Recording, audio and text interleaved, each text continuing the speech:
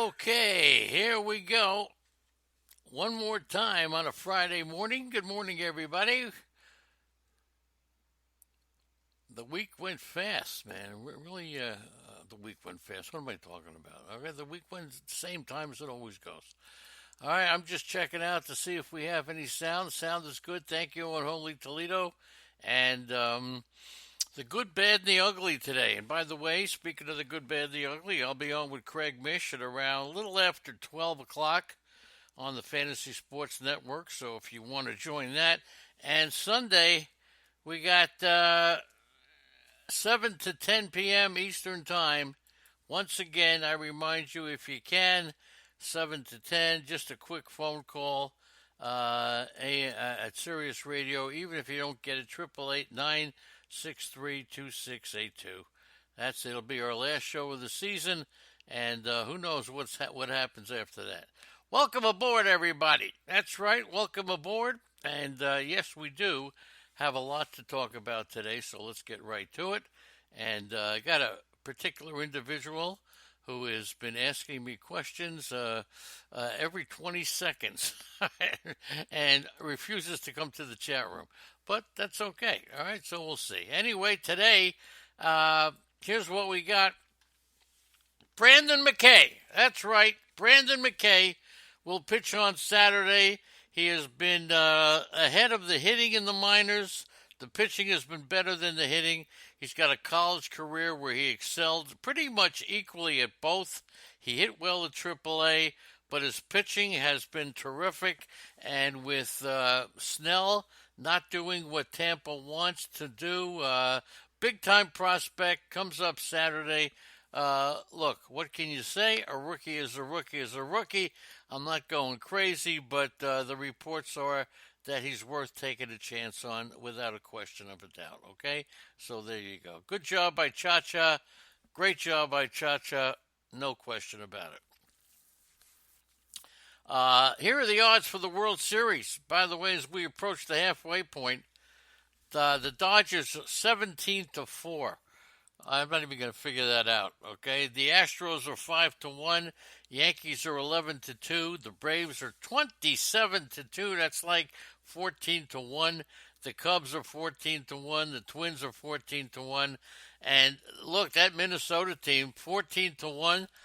Remember, they opened the season 75-1 odds to win to win the World Series. How about that? Javier Baez was named the starter at shortstop in the All-Star game. Now, he started at second base for the National League last year, and the other two players who started at second and shortstop in their careers in the All-Star game, Bobby Grich was one, and you don't know this other guy, I'm sure. The only one who may know him is Granny Hamner.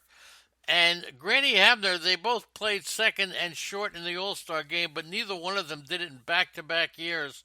And the great thing about Granny Hamner, in addition, I remember as a kid, 10 years old, whatever, is that his name was Granville. They call him Granny Hamner. And he was the first position player that I ever saw pitch. Yep, he used to come in and pitch.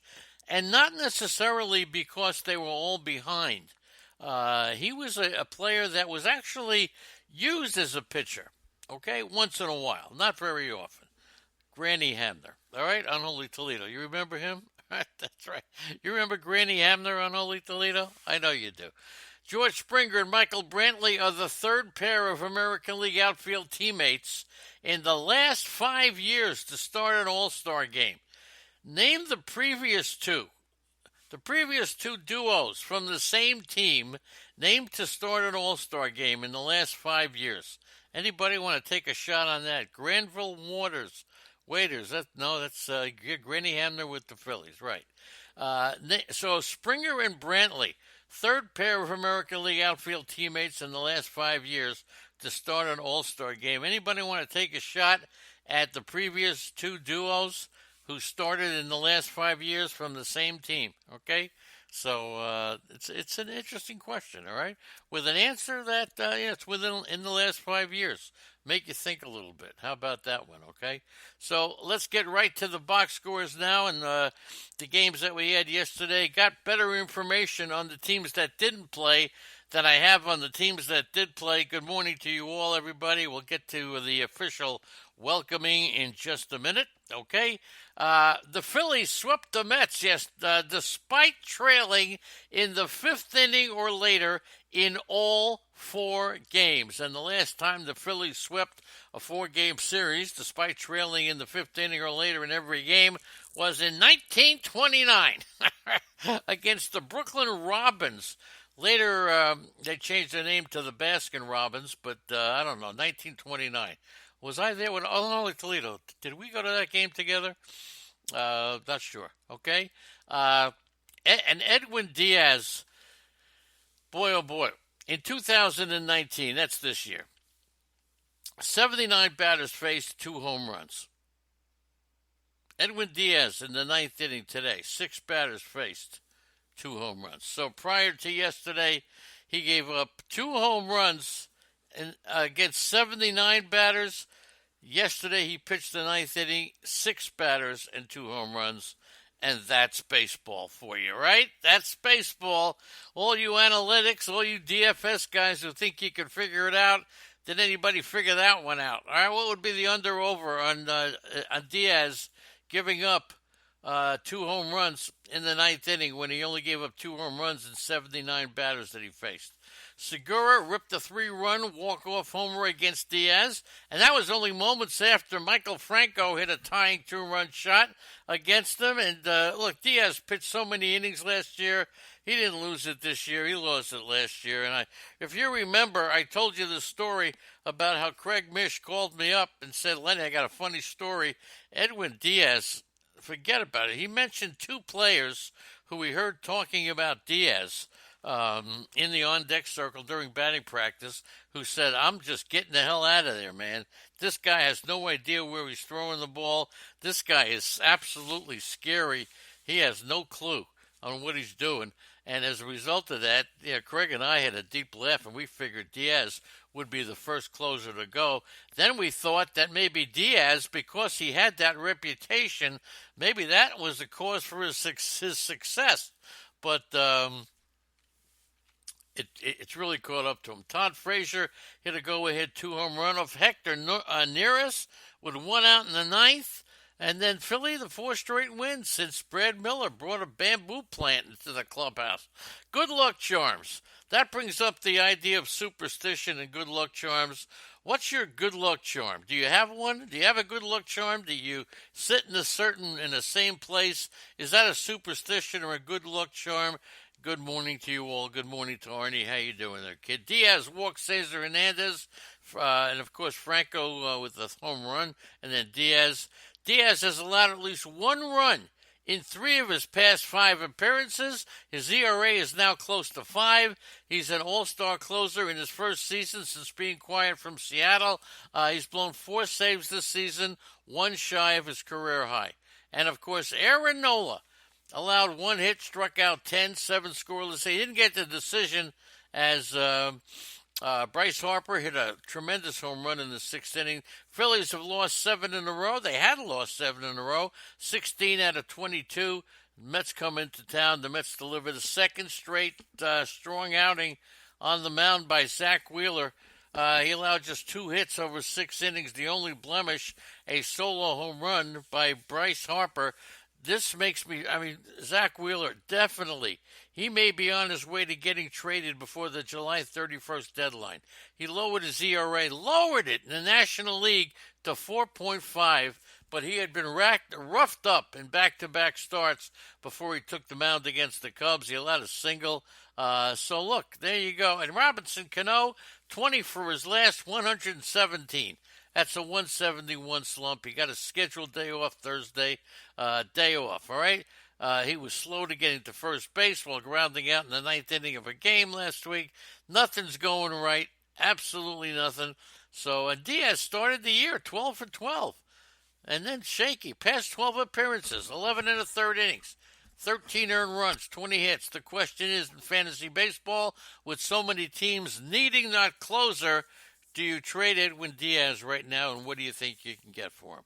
Good morning to Arnie and Brooks and Greg and Cam and Cha-Cha and Donkey Okie, the Devaka Bizzle, the Easy Kill, the Jimmy Ross. Say hello to Beth, to the Leonard Donaldson and Lou, to Mal Pal and that guy, and Timothy, my hooker, and Onoli Toledo and Zelmo. Thank you all for coming on.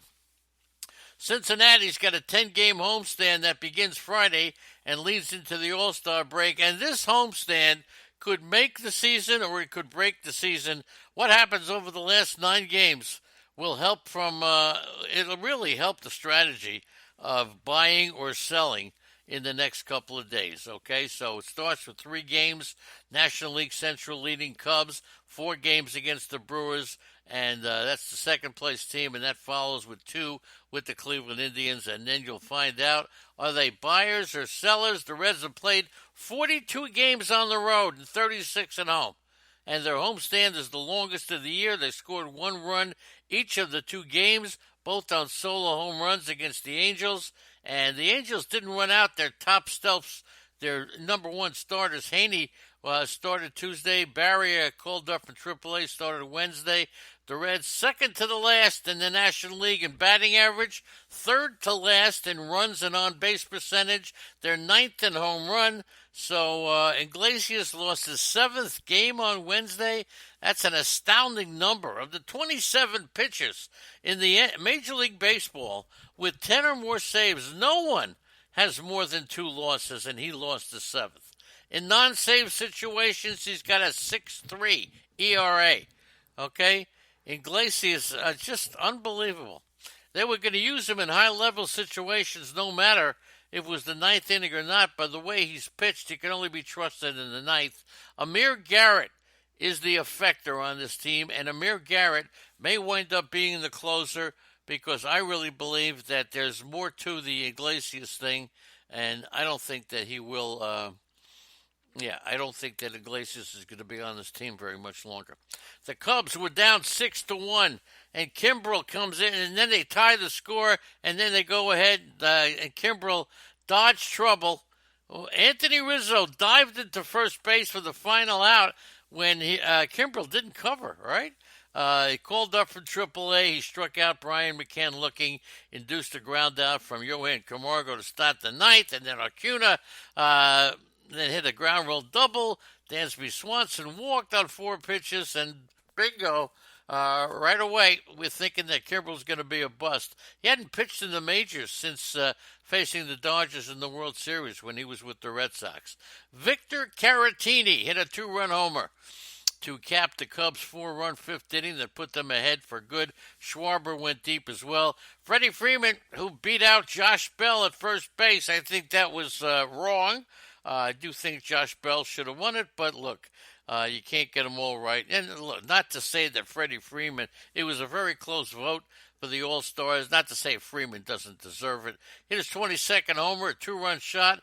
Ozzie Albies continued to feast on the Cubs pitching with a solo drive and a single for 2 RBIs. Swanson drove in 3 runs in the final regular season game between the National League Central leaders and the National League East leaders. Tyler Chatwood allowed 6 runs, 6 hits, 4 walks. Made his 3rd start of the season, 2nd in the week, as the Cubs trying to find their rotation with Kyle Hendricks still sidelined. Hendricks said he felt real good after throwing a 30-pitch bullpen session. He's expected to toss 45 pitches on Saturday, and Hendricks, whose treatment included here a cortisone shot, went on the IL June 15th. Still not sure about his return date, but it's possible he could rejoin the rotation before the All-Star game. And they take a look at the Braves, and their relievers have a 3.7 collective ERA entering the game, 5th best in the Major League Baseball. That's because of Anthony Swarzak, who joined the team on May 22nd. And their 2.6 ERA was the best since that time. The Cubs bullpen converted only 18 out of 30 saves. before Kimbrel's arrival. He's the hardest thrower for sure. They have the third best record in the National League. They rank sixth in team ERA, despite the fact that they have a bullpen that absolutely cannot be relied on.